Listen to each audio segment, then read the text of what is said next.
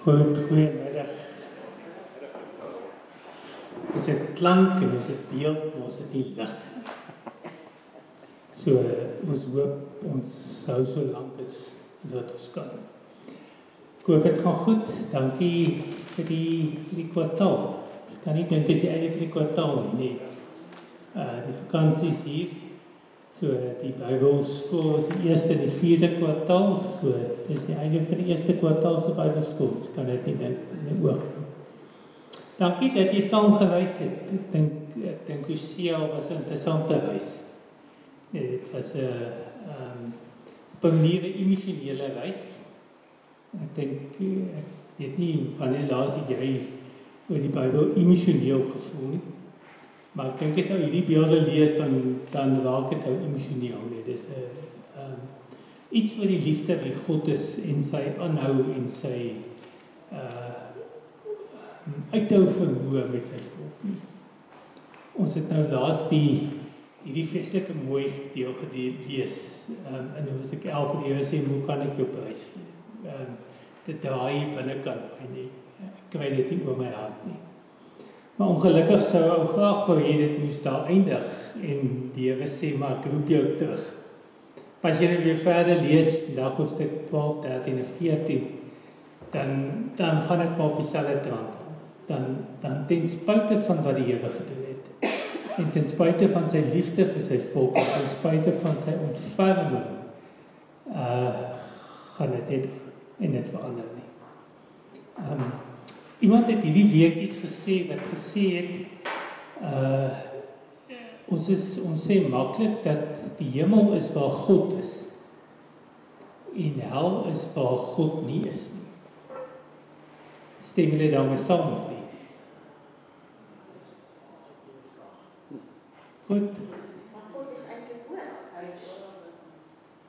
Goed, so gaan God in die hel wees?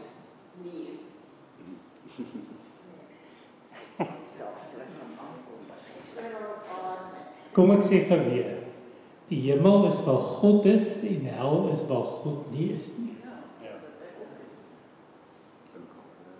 Kan die hel bestaan sonder God? Kan enigiets bestaan sonder God?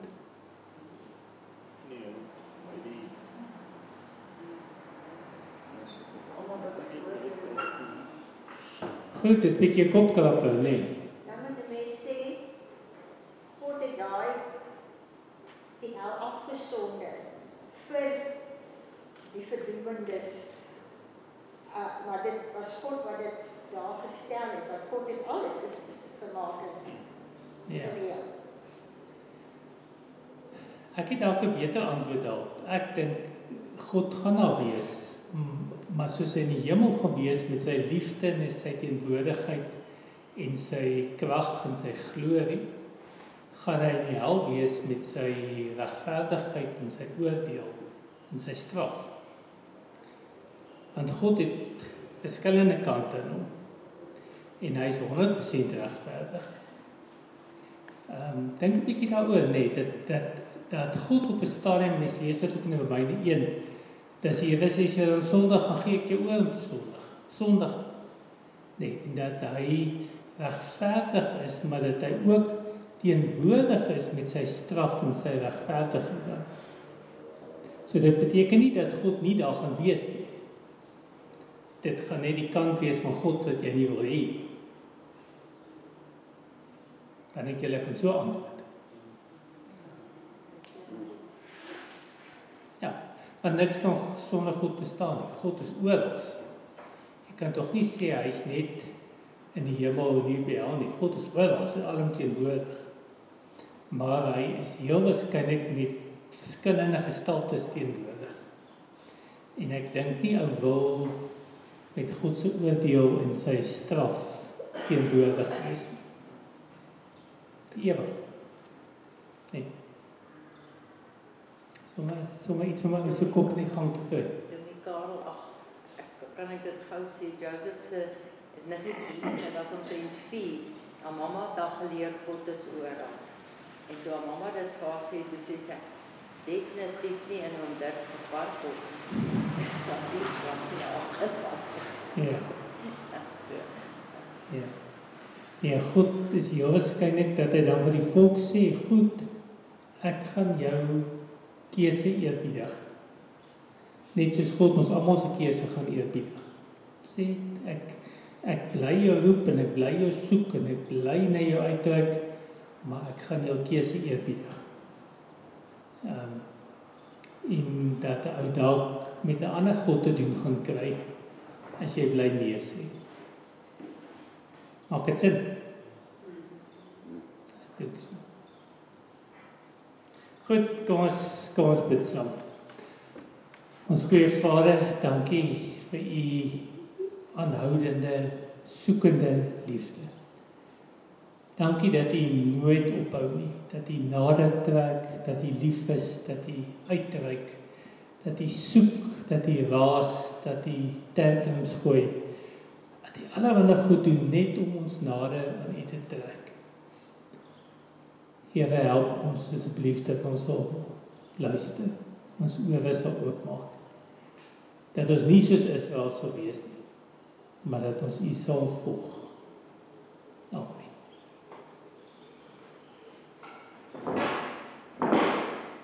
Goed, ons het hierdie mooi woorde laas gelees, hoofstuk 11, dat die Here sê, maar ek gaan jou terugbring, soos die voëls aangevlieg gaan kom uit Egipte, so gaan ek jou terugbring. En dan hoofstuk 13 begin dit weer. Dit is eintlik maar dalk die slot vertoe, die uitspraak, sal daar iets daarvan kan sê in hierdie hofsaak. Kom ons lees. Ephraim bedrieg my. Israel is vals teenoor my. Juda is nog altyd wispelturig in sy diens aan my, maar hy is getrou aan die afgode. Ephraim hou hom op met die wind. Hy is al dag agter die oostewind aan. Hy hou aan met die lieg en met sy eie ondergang bewerk. Hy sluit 'n verbond met Assirië, maar stuur olie na Egipte toe. Gaan oor hierdie dat Israel nie standvastig is nie, hy gaan soos die wind omwaai, sê hy nie. So as Egipte vir hom goed is, dan gaan hy na Egipte toe. As Assirië goed is, dan gaan hy na Assirië toe, maar wat die Here eintlik vra, dat hy aan my sal getrou wees, dan sê hy, maar hy is getrou aan die afgode. Hy volg die afgode meer as wat hy my volg. So wil ook iets van 'n hartseer nie. Israel gaan net soos die wind omwaai. Waantoe die wind waai, so gaan hy heen. Die Here het 'n saak teen Juda. Hy gaan Jakob straf vir sy dade, om laat boet vir wat hy gedoen het. Nog voor sy geboorte het hy al sy broer onderkruip en as volwasse man het hy met God gestoei. Jakob het met 'n engel gestoei en gewen.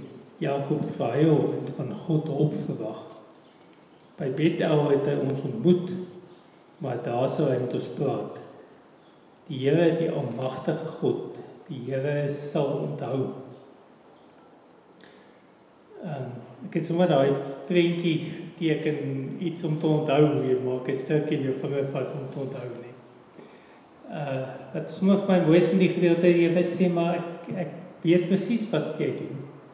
Ek onthou van Jakob en van sy bedrog, maar ek onthou ook hoe ek met hom gestoei het. Die Here onthou. Nee, hy onthou wat gebeur het. Hy lei nie 'n geheue verlies nie. Maar hy sê ek het 'n saak teen Juda.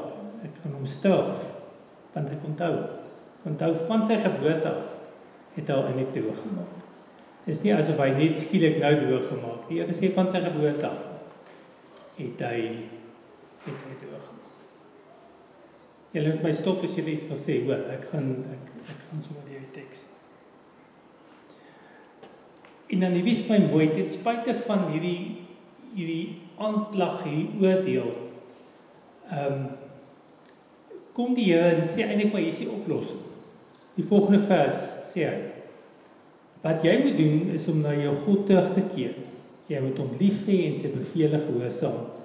Jy moet jou hoop altyd op jou God vestig. Dis die oplossing. Dis wat jy moet doen. Kom weg van die afgode af.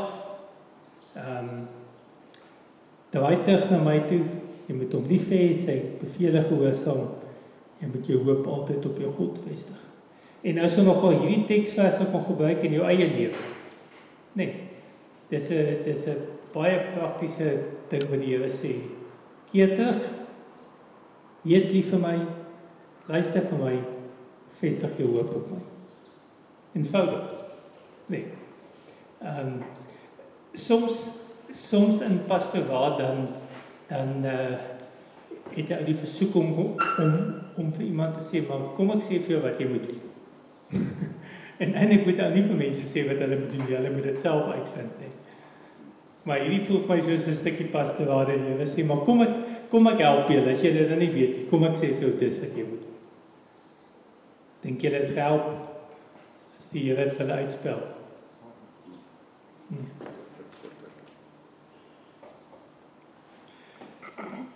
Begin ons maar weer vooraf.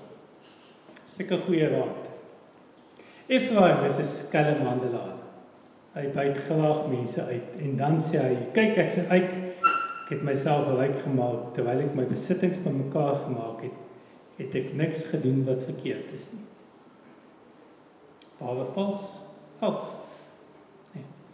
Vol van homself, dit was 'n handelsstad. Julle sal onthou ons gesê op die stadium het dit baie goed gegaan met Israel. Maar die Here sê hy's 'n skelmhandelaar. Hy dink hy doen niks verkeerd in my skelm.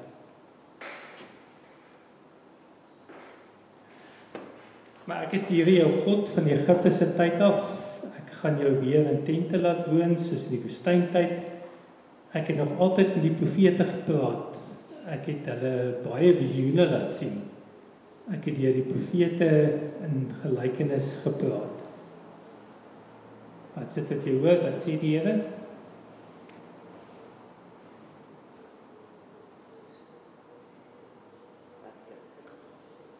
Goed, ek gaan jou terugvat woestyn toe. Laat ons dink aan hoofstuk 2, nee, wat die Here sê, maar ek sal haar weer na die woestyn toe vat en daar vir haar mooi dinge sê. Dat die woestyntyd is 'n tyd van afsondering. Dat die Here sê, maar julle het nou hierdie oorvloed, dit gaan goed met julle. Maar dit kan ook 'n einde kry, nee. Ek sê ek kan julle ook terugvat na die woestyn toe. Ek praat met julle. Ek het hulle die profete laat visioene sien. Ek sê dit geld. Dis eintlik is die Here besig om oor en oor te sê presies wat Israel verkeerd doen. Nee. Dat dit nie net iets wat nou gebeur het nie, maar dis iets wat eintlik al van die begin af binne in Israel deel was nie. Gilead was ook ryk, maar het heeltemal tot niet gegaan. Daar is hulle geoffer, daar is hulle geoffer in Gilgal, maar dis sal nie verhoed dat hulle altare soos kliphope langs die lande word nie. So die Here sê ek sal hulle klipaltaar afbreek. Onthou Jakob moes na Aram toe vlug, Israel moes slawediens doen om vrouens te kry, omdat hy vrouens wou hê, moes hy skape oppas. Deur die diens van 'n profeet het ek die Here vir Israel uit Egipte gelei. Deur 'n profeet is hulle opgepas. Maar Efraim het by aanhou tat en verdien die dood. Ek sal vir hom straf vir sy skandelike gedrag. Geen goeie nuus nie. Nee. Efraim hou nie op nie. Efraim wil nie luister nie. Efraim wil nie na die profete luister nie. Efraim wil nie na die boodskappers luister nie. Efraim maak nie saak wat die Here doen. Hulle bly tat. En ons moet 'n prentjie daar. Interessant dat daar ek sal hom straf vir sy skandelike gedrag. Terwyl die beeld eintlik meestal die van 'n vrou is, nee, Israel wat soos 'n vrou is. Maar dat die Here ook hier manlike vorm sê, maar ek sal hom ook straf vir sy gedrag nie. So die wisselvorm tussen manlik en vroulik. Iemand iets sê? Goed. Daar was 'n tyd toe Efraim met gesag gepraat het. Hy was die onbetwisbare leier in Israel. Hy het hom skuldig gemaak met Baal en dit het vir hom die dood gebring. En nou hou hulle maar aan met sondig. Hulle het vir hulle beelde gemaak, afgodsbeelde van silwer na eie smaak, maar dit bly die handewerk van ambagsmanne. van hierdie beelde sê hulle, as 'n mens wil offer, moet jy die kalwe soen. So lyk my die gebruik was, dat jy die offer bring, moet jy die kalf soen. Dit was deel van die baalgodsdienst, maar die Here sê, maar dit is goed dat jy self maak. Jy maak jou eie beeld, en jy aanbid eintlik jou eie beeld, jy aanbid eintlik jouself. En as jy die beeld soen, vir wie soen jy eintlik? Vir jouself. Nee, jy het hierdie afgodsbeeld, maar dit is eintlik jou eie handewerk, en jy vereer eintlik jouself in die proses. Het gebeur baie vandag ook, nee, dat mense eintlik maar hulle self vereer. Nee, dat hulle hierdie beeld bou, of hierdie huis bou, en wat dink, joh, kyk hier wat het ek gemaak, en kyk hoe suksesvol is, kyk hoe goed is my sakeryk. Maar dit gaan eintlik oor my beeld wat ek self gebou het, en dit gaan oor myself, dit gaan nie oor God nie. Hy sê, daar was 'n tyd toe Efraim met gesag gepraat het, maar hy het hom skuldig gemaak met Baal, en dit het die dood gebring. Julle sal my stop, nee. Lees nou maar. 3 beelde, daarom sal hulle vinnig verdwyn, soos 'n morrewolkie, soos dou. Hulle sal weggewaai word soos kaf van 'n dorsvloer af, soos 'n rook uit 'n skoorsteen.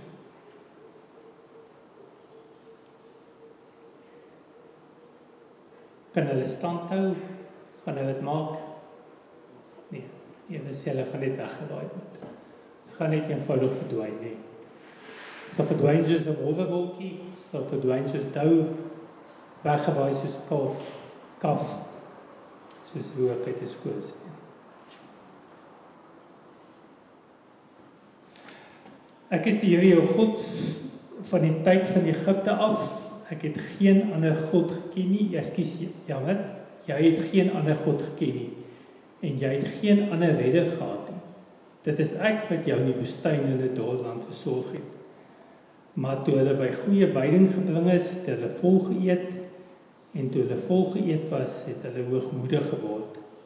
Daarom het hulle my vergeet.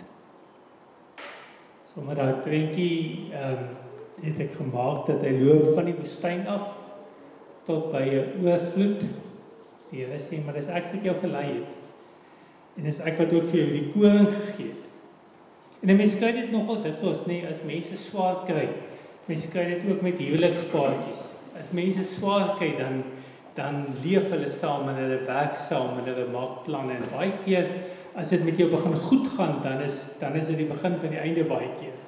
Nee, want dan begin ouens nie meer fokus om saam te werk nie, maar nou gaan dit oor die goed en die besittings wat ons het en hoe goed dit met ons gaan. En iets van hierdie beeld is reg, nee. Daar was 'n tyd dat jy geen ander God geken het nie. Dat jy geen ander redder gehad het nie. En ons was naby mekaar. In die woestyn het ons naby mekaar en ons was afhanklik van mekaar. Maar dit is juist die voorspoed wat die Here gegee het wat gemaak het dat dit nie goed gaan nie. En dan moet ook nie altyd bly wees oor voorspoed nie, nee. Partykeer is voorspoed nie 'n goeie ding nie, nee, want voorspoed maak dit ek dan weer op ander goed begin fokus en minder van die Here afhanklik is nie. Dink sommer 'n bietjie op 'n oomblik in jou lewe, waar was die tye wat jy die naaste aan die Here was? En dan is dit eintlik juist daai kere wat dit swaar gegaan het en wat dit moeilik was en jy het geweet, Here, ek hou nie vas. As jy my nie help nie, dan gaan ek dit nie maak nie. Maar interessant hoe vinnig ons bid dat die voorspoed moet kom en dat daai tye verby moet kom. Maar daar sit iets in 'n woestyntydperk, nie? Daar sit 'n tyd iets dat ek leer dat die Here vir my help en dat ek besonder naby hom is en dat hy my op 'n besonderse manier help. Ja, sommer dink oor ou se swaar kry. Is nie altyd die beste om daai te wees nie. Partykeer is swaar kry baie goeie ding, want dit maak my afhanklik van die Here, dit laat my hom vas. Opmerking.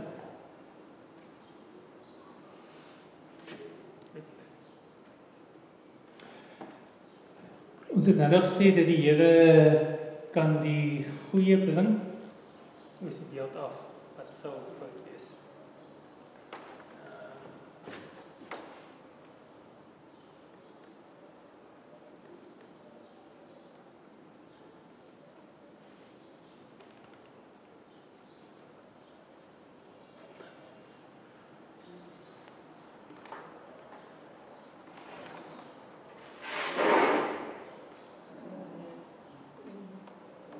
bietjie warm.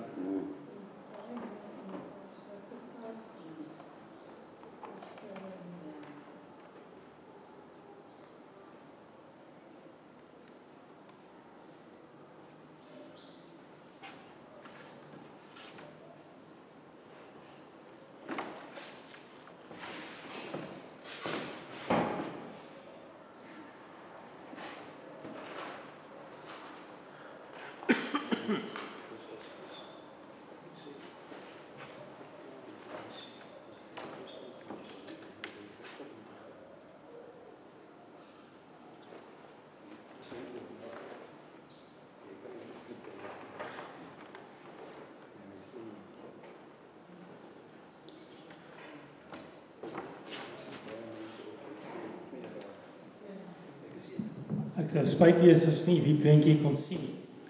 Aan die een kant die Here sê ek is hierdie een wat jou lei die woestyn, ek is die een wat jou help, ek is die een wat vir jou voorspoed gee. Maar ek is ook die een wat die leeu kan. Ek is ook die een wat jou kan verskeep. Presies daai wat ons nou gepraat het oor hemel en hel, nee. Ek kan vir jou hemel op aarde maak. Maar ek is ook in staat om dit vir jou moeilik te maak. Wat sê toe het ek vir hulle geword soos 'n leeu, soos 'n luiperd wat vir hulle langs die pad voor lê. Ek sal hulle aanval soos 'n beerwyfie wie se kleintjies afgeneem is. Ek sal hulle borskaste oopskeer. Soos 'n leeu sal ek hulle daar verslind. Roofdiere sal hulle uitmekaar skeer. Ek het jou vernietig, Israel. Ek wat jou eers gehelp het. Aanvanklik hierdie jaloerse man wat soekend is, maar die Here het baie kante. Nee. En nou moenie sy sagtheid en sy sagmoedigheid onderskat nie. En sy liefde is baie lank en hy is baie soekend. Maar hy het ook 'n ander kant. Nee. Nou die Here sê goed, maar as jy dan nie wil hê ek moet vir jou die ene wees wat jou lei en wat jou help nie, dan kan ek ook 'n leeu wees. Wat jou voorlê, wat jou opeet, wat jou verskeer, wat jou borskas oopskeer. Gryp dit net oor die beeld van die Here. Waar is jou koning dan nou? Laat hy jou help in al jou stede. Waar is jou regeerders van wie jy gesê het, gee vir my 'n koning en amptenare. Ek gee vir jou 'n koning in my toorn en ek vat hom weg in my woede. Nou die 6 konings wat hulle so na mekaar gehad het, waarop hulle so baie trots was geroem het. Die Here sê ek gee vir jou 'n koning in my toorn en ek vat hom weg in my woede. Skielik 'n ander God. Nee. Dieselfde God, maar met baie kante. Efraim se skuld is opgeskryf, sy sonde staan aangeteken. Toe die tyd vir sy geboorte gekom het, het hy nie die verstand gehad om op die regte oomblik gereed te wees vir die geboorte nie. Moet ek hom red uit die mag van die dood? Moet ek hom verlos uit die doderyk? Kom met julle peste dood, kom met jou pla doderyk. Ek sal Efraim nie jammer kry nie.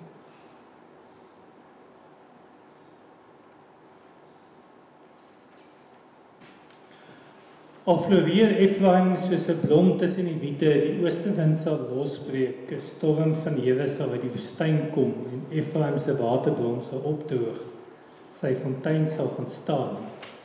Die storm sal al sy skatte en sy voorrade vernietig.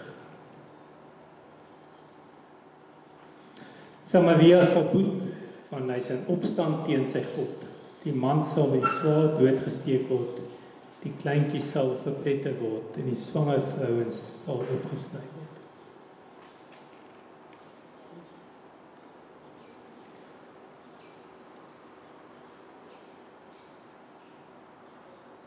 Kom ons staan gou daar by stil. Help my gou met gedagtes, wat dink jy nou? Is nie eintlik 'n God met wie jy wil moeilikheid soek nie. Beide kante aan die Here, nee. Aan die een kant hierdie man wat lief is vir sy vrou. Maar daar kom ook 'n dag dat die Here sê, maar genoeg is genoeg. Wat mooi is van Hosea is dat dit nooit ophou nie. Volgende vers. Dan net gepraat oor julle gaan bloei. Dis julle einde. Sê vers 2, keer terug na die Here julle God toe want julle het gefaal deur julle sonde. Bely julle sonde en kom terug na die Here. Toe sê vir hom, vergewe tog aan ons sondes en neem ons belydenis aan. Ons bely teenoor U, Asiria, hou niks vir ons goed in nie.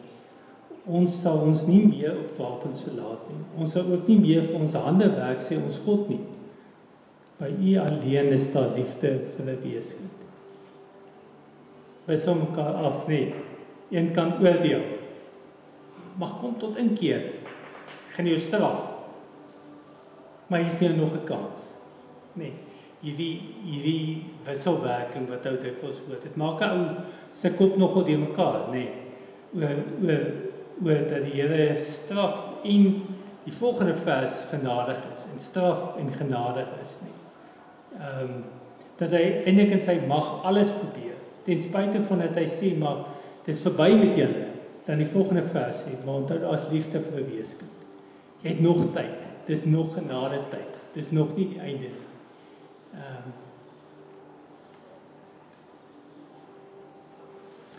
Ek sal hulle ontrou genees, ek sal hulle van harte lief hê. Wanneer my toorn van hom afgewend is, sal ek vir Israel wees soos die dou. Hy sal bloei soos 'n lelie en hy sal vas staan teen die Libanon. Hy sal geil groei. Hy sal so sterk wees soos 'n olyfboom en hy sal ryk soos die plante van Libanon. Die wat voorheen by die Libanon gewoon het, sal terugkom. Hulle sal weer koring verbou. Hulle sal wele groei soos 'n wingerdstok. Die roem van Israel sal wees soos die wyn van die Libanon.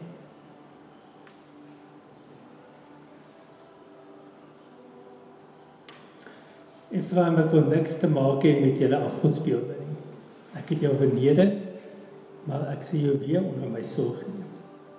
Ek is soos 'n groen cypress, alles wat jy het, sal van my afkom.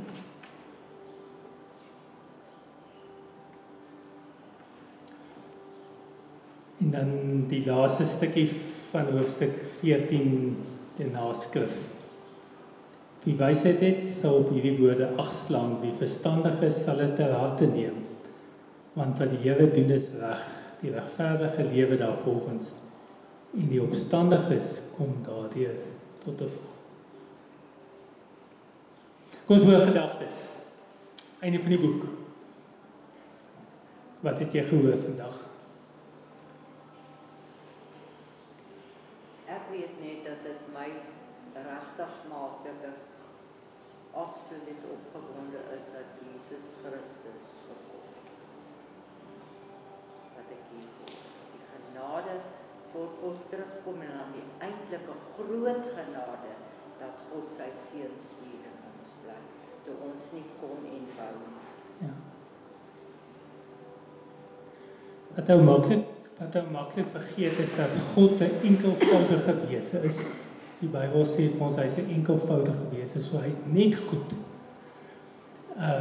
Maar hy's 100% regverdig ook, en hy's 100% liefde. En is amper asof die Here so spring tussen twee goed. Hy weet hy moet straf, maar hy weet hy moet genadig wees. Hy weet hy moet straf, maar net so asof hy nie, omdat hy enkelvoudige wese is, nee, hy's goed en hy's 100% regverdig. En dat Jesus nie vorm van 'n mens gekom het. Nee,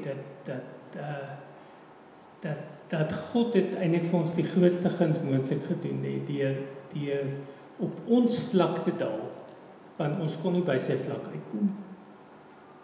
En presies dit wat hy sê oor die Jesus, nee, dat hy deur Jesus op ons vlak gekom het en vir ons die prys betaal wat ons nie kon maak nie, want as dit nie vir die Here Jesus was nie, was hierdie ons storie. Nee, en hierdie verhaal sou net aangegaan het, want eintlik is daar nie uitkomste uit nie. Nee, dis Dis 'n verhaal wat sneeubal is, 'n verhaal van opstaan en val, opstaan en val, opstaan en val, nee. Die enigste een wat iets daaraan kon doen was God self. En daarom het hy vir Jesus Christus gestuur. Nog?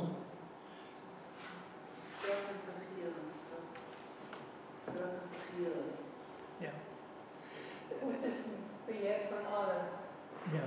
Dis daai, dit is, ekskuus ek gou sê, dis presies daai wat Hosea 11 sê nie. Daarom sal sy mense uitgeroei word, die ouens sal opgehang word. Maar ek kry dit nie oor my hart nie, my liefde want is sterk. Maar hulle wil nie vir my luister nie, hulle moet gestraf word, maar ek is so lief vir hulle, ek kan nou nie laat gaan nie. Maar kyk wat doen hulle offer vir Baal, maar onthou ek het 'n liefde vir 'n weeskind. Maar nee, mens kan nie anders as om hierdie twee stryd te hoor heeltyd nie, nee. Dat die Here sê, maar ek moet straf. My geregtigheid eis dit vir my. Maar ek kry dit nie oor my hart nie. Ek moet hulle eintlik uitsorteer nie. So presies daai ding, nee, dat straf en seën wat mekaar so af is. Ekskuus, jy het gesê. God is in beheer van alles. Goed, hy is in beheer van alles. Nee. Niks ontgaan sy oog nie. Nie wat jy met Baal doen of wat jy wanneer jy gebore word nie, hy weet absoluut alles nie.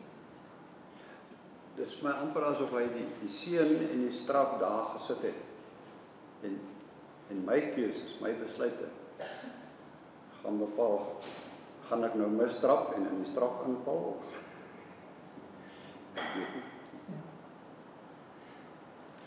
Want dis elke keer hulle keuse om agter die Baals aan te hardloop en die goede, en dan loop hulle pas. Ja. Goed, omdat ons sê God is 'n enkelvoudige wese, beteken hy is net lig en ons daar geen duisternis nie. Nee, so hy is nie, ekskuus nou die Engelse woord, hy is nie compatible met die donkerte nie. Nee. Maar ons is gemaklik daarmee. Ja. Nee, so elke slag wil hy die beste vir hulle hê, maar dan loop hy, dan is dit die mense wat teen hom kies. Nee. Wat ek bedoel, hy het die straf daar gesit om ons te keer. Om ons elke keer. Ja, die straf se doel is altyd om jou terug te keer. Nee, hier is dit baie duidelik, nee. Die waarskuwings, die dreigemente, die trane, die bloed is om jou terug te bring. Eintlik elke beeld hiervan is om te sê, maar kom terug, al dreig ek jou, kom, ek wil hê jy moet terugkom, nee. Ja, stem saam. Nog? Daar was seker individue wat hulle bekeer het. Sê as seker een. Ja, dit is nou 'n moeilike vraag, nee.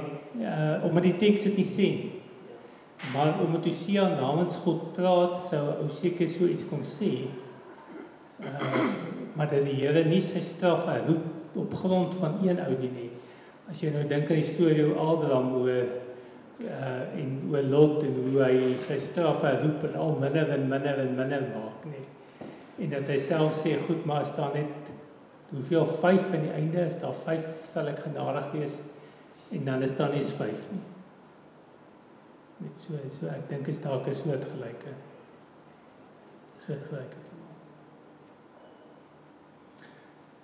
Goed, kom ons maak klaar. Wat het jy geleer uit Hosea uit? Wat is dit wat jy saamvat? As jy nou oor Hosea dink met wat jy geleer het en wat jy ondervind het, wat vat jy saam van Hosea? Hosea maak vir my is absoluut helder, duidelik, onbetwisbaar dat mens kan 'n keer doen en hy kan weer 'n keer self kan vergewe en hy kan weer verkeerd doen en as hy toegee dat hy verkeerd was, dan is daar vergewing. Maar as jy nie wil erken dat jy eintlik die hoofrol in jou sonde speel, dan is daar En soos aan die kruis, die een wat gesê hy het verkeerd gedoen, is gered. Die een wat stil gebly het, is nie gered. Ja.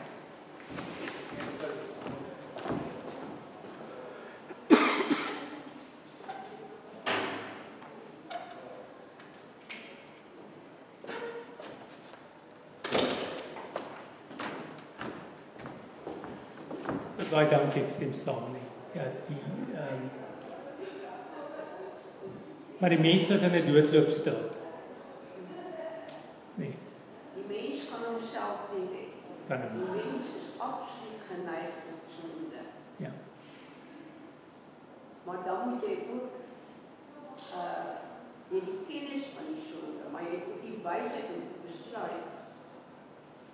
Dit is sonde, dit is en jy sien net, Israel kan ook 'n voorbeeld vir elkeen van ons wees. Ja. Maar so, die uiterste scenario van sonde, wat hier eintlik uitgebeeld word. En die Here eintlik maar altyd weer 'n kans gee. Dit is die hele verhaal is eintlik van 'n ander soort verhaal wat ons nie eintlik sou dink in die Bybel sou staan nie, maar dit staan daar. Maar dit is om vir ons te wys hoe erg die sonde eintlik in die mens ingeboude is. Ja. Nou, uit op Weet julle wat die sonde teen die Heilige Gees is? Dat die Here sê alle sonde word aan ou vergewe behalwe die sonde teen die Heilige Gees. Dit is wanneer jy die werk van God en van die Gees letterlik beskou as van die bose, jy gee God nie sy nie. En hoe lank het jy in jou lewe, jou hele lewe lank? Nee. En tot op jou sterfbed het jy kans. Dit is nogal maar die verskil tussen dit en die moslim godsdiens. In die Koran staan, as jy op jou sterfbed kom en jy het Allah nie gedien nie, dan is dit te laat. Dan kan jy nie meer nie.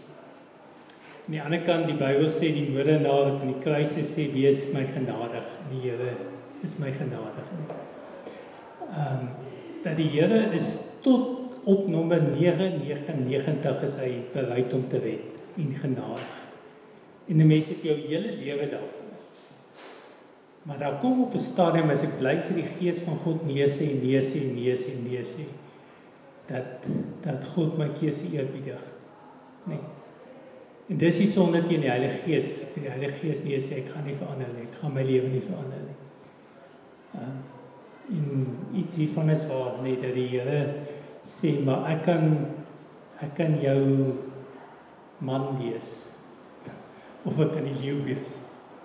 Dis jou keuse. Nee. Daar word selfde gedink aan die donker kant van Jesus wat straf. Ja. Almal kan altyd praat van die Jesus.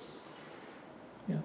Maar hulle dink nie aan hoe erg die straf wat hy kan uitdeel as jy nie gehoorsaam is. Ja. Daarom praat Openbaring van die ruiter op die wit perd. En hy het hierdie mantel aan. En wat is op hierdie mantel? Bloed. As hy kom met sy tweede koms, dan gaan mense bloei. Nee, dan kom hy nie met redding nie, dan kom hy met mag en krag.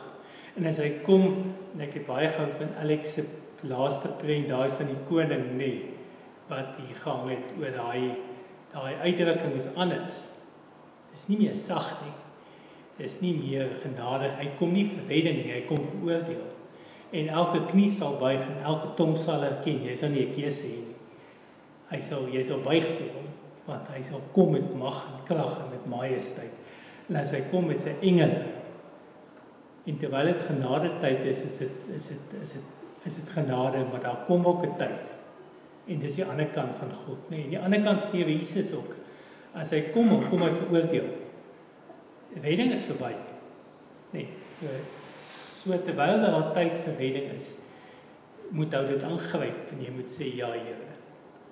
En daar kom 'n tyd En mense sien hierdie twee kante van God, nee, dat daar kom 'n tyd, en daarom stem ek saam dat ou sê dat God met sy toorn en met sy straf in die hemel teenwoordig is. En ek genade tyd wat verby is dan. Ja. En nou kom 'n tyd wat genade verby is. Nee.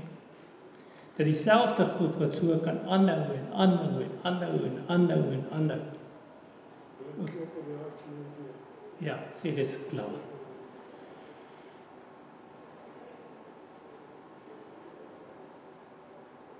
Sien die twee kante van God in Hosea, nee. Goed. Ek wil vir jou dankie sê. Dit is lekker om saam met jou te reis. Dit is 'n besonderse boek. Ek dink is 'n boek wat ou laat dink oor wie God is en wie ek is. En hoe nodig ons vir die Here Jesus het, nie. En wat 'n wonderlike ding is dat die Here Jesus gedoen het wat ons nie kon doen nie. En dat God hom gestuur het omdat hy ons so lief gehad het, dat hy kom doen het wat ons nie kon doen nie. Anders was dit ook ons storie. Ons is bevoorreg om as Nuwe Testament mense te leef nie. Ja, dink ek. Kom ons bid saam.